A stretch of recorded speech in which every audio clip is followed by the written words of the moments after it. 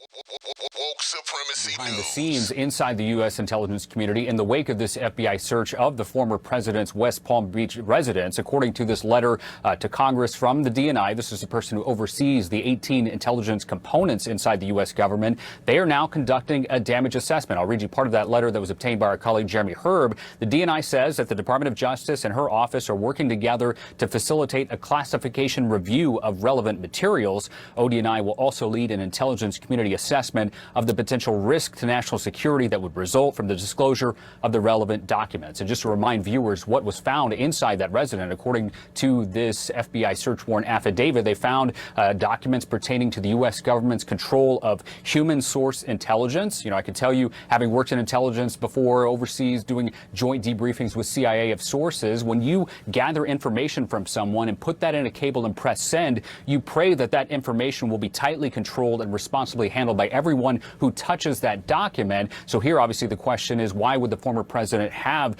this kind of material inside his residence? We also know from the FBI affidavit that he had information pertaining to the U.S. government's signals intelligence capabilities. It's important to note, you know, there's been a lot of conjecture, particularly from anti-Trump people, speculating why he had this information there. I think it would be wise for us to wait. We don't know what the motivation was, but we do know that the fact that it was there is now causing the intelligence community to launch this damage assessment. There are essentially, Brianna, two things going on at one time. You have the DOJ criminal probe, and you now have the U.S. intelligence community doing this damage assessment to determine if there is a potential threat to national security had this information been disclosed to people without authorization.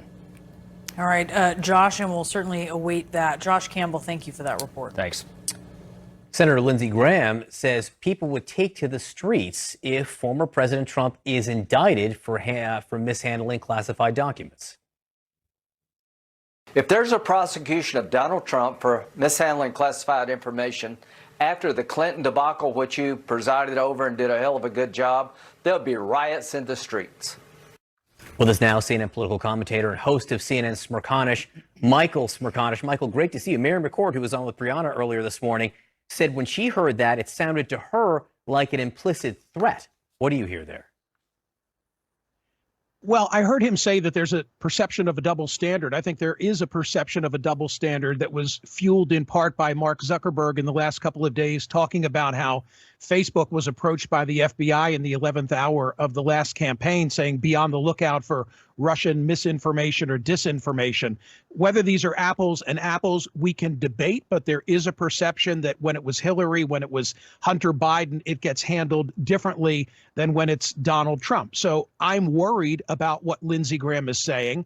I think the harder issue here is how is Merrick Garland supposed to evaluate that information? And what I mean is that traditionally, a prosecutor takes a look at a case and decides, is there sufficient evidence for me to prosecute a crime? Can I win it? In this set of circumstances, there's an additional criteria, it seems. In fact, the New York Times, in that huge editorial that they ran this weekend, said Merrick Garland also needs to determine whether it would be wise to bring a prosecution. If there's a fear of civil unrest, should that enter into Garland's decision-making? I would argue no, because we can't have prosecutors making decisions based on polling data or the prospect of civil unrest, because then the rule of law disintegrates. So if you've got a serious crime for which anyone, including a former president, broke the law, I think you have to bring it. But I'll bet all of this is being discussed within justice. Why do you think he's saying this in the venue that he's saying it? Brianna, if I'm a cynic, I say maybe to influence the process, maybe to influence Merrick Garland's thinking, maybe to give pause to justice that they better have something of sufficient seriousness before they bring that case, because otherwise you might have civil unrest. And would it then be worth it?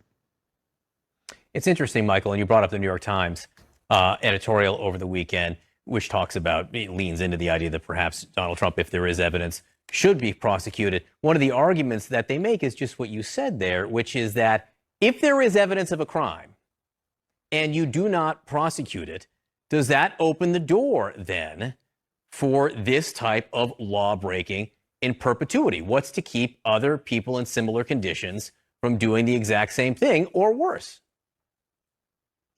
So the New York Times, it's funny, I have it in front of me, speaks of whether there's a serious charge to be made against Donald Trump.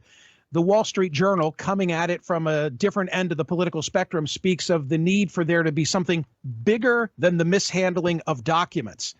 What do we really have on our hands at this stage? We really don't know. We know the classification seriousness of the documents, although the 3 charges that they're contemplating bringing aren't dependent upon classification. So classification is sort of a barometer of how serious is this. So far, no evidence of that nuclear complaint that was first raised in the Washington Post. So are we going to know it when we see it? I think that's really what we're trying to determine. And we also, Michael, don't know, as some have speculated, whether or not one of the driving forces here for Merrick Garland was just to get this stuff back. Whether that was a more compelling reason to do this than the possibility ultimately of pressing charges. Whether or not he thought it was just such a risk to have it at Mar-a-Lago that it was worth all of this just to get it back. And one of the other big unknowns is, why was Trump hanging on to it? I mean, isn't it pretty clear at this stage that the former president had in his possession property that was not his, but rather belonged to all of us?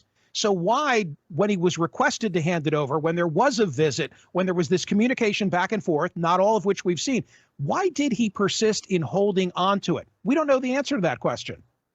Michael Smerconish, it's always great to speak to you in the morning. You make us See you smarter. guys. Thanks so much.